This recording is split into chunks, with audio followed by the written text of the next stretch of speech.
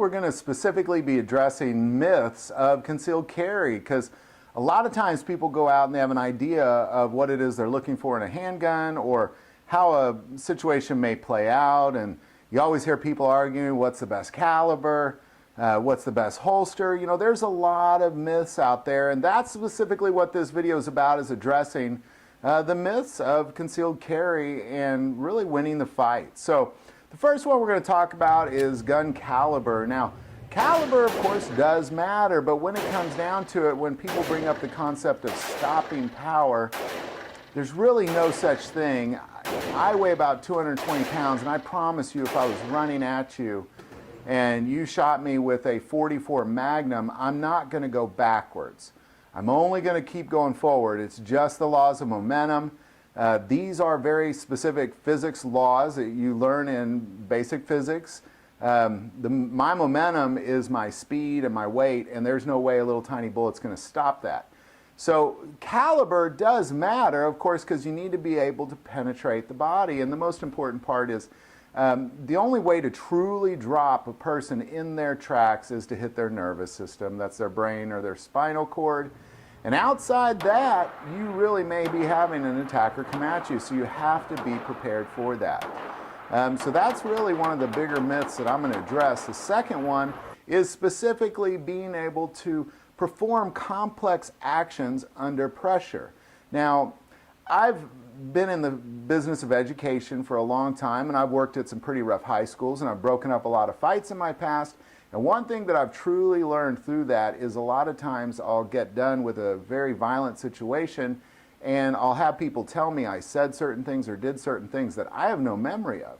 So there's a concept where you just kind of go white, is what I've heard, where you're just doing and your brain's not really processing what it is you're doing. Your mind is kind of moving ahead of your brain. And when you're in an intense situation like a gun attack, that for sure is going to happen. So the myth of not performing magazine changes as a practice is definitely a big one, because you need to practice the tactical reload to the point that it becomes muscle memory. Once it becomes muscle memory, you're just going to do it when you go white, so to say. Another myth that we're going to talk about is that you really have this opportunity to see an attack coming. Now, the reality is the indication of an attack is the attack itself. So until you're getting attacked, you don't really know you are going to be attacked. And that's pretty logical, but the reality is you have roughly 3 seconds or less to win this fight. Most gunfights occur under 3 seconds. So you need to be able to draw and get a couple of shots at the target in under 3 seconds. And this is something you should practice regularly. So these are the myths that we're talking about. So we're going to address again caliber, first of all. Now, caliber, it does matter. I don't want to suggest that it doesn't matter. But the reality is let's say you're carrying a .44 Magnum. The frame of mind of a lot of people that carry that is they think that this will be one shot, I'm done, this is all I need to pull off, because it's such a big bullet, it'll take down an elephant. And a .44 Magnum very well may take down an elephant if you have a very precise shot. And that's really the point I'm trying to get to, is if you don't have a precise shot, it really doesn't matter what kind of caliber you're using. So if you can get a precise shot with a .22 long rifle, so be it.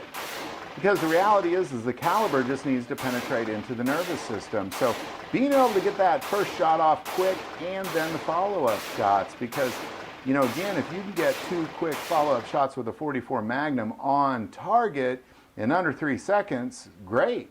But if you can't, then a .44 Magnum's not for you. You need to be able to use the gun and the caliber that will allow you to get a couple shots on target in under 3 seconds.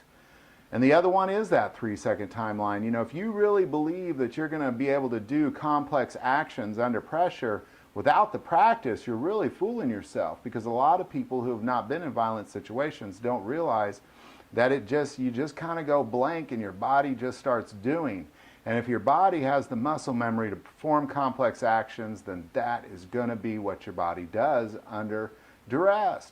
So you need to be able to practice, practice, practice. Practice magazine reloads, practice dejamming your gun, practice drawing, practice getting a couple rounds down range. I mean, these are important things that need to become muscle memory if you're going to conceal and carry. Suggesting that not practicing these things is really a big mistake, and saying that you don't need to is of course a big myth that you need to just get rid of right away. And finally, just really being able to predict an attack is almost impossible. And, oftentimes the indicator of the attack is the attack itself. So what I'm getting at, if you're going to conceal and carry, or really if you're going to go out in the world at all, whether you're carrying or not, you need to be alert of your surroundings. If you're constantly thinking everywhere you go that humans are dangerous and you need to be careful, you're going to be more likely to see an attack coming quicker than somebody who's just walking to their car daydreaming. This is a very significant piece of being a concealed carrier, and a really responsible one, and the one that is really trained to win the fight. Is as you go out in the world, as soon as you leave your house, be aware that humans are dangerous, and there's lots of dangerous ones out there, and you need to be on the alert, because I've heard the most dangerous job in the world is working with humans, and I gotta believe that is true. So everywhere you go outside your house, you need to be on alert. Not that you should live your life in fear that somebody's going to attack you, but you should be aware of your surroundings everywhere you go.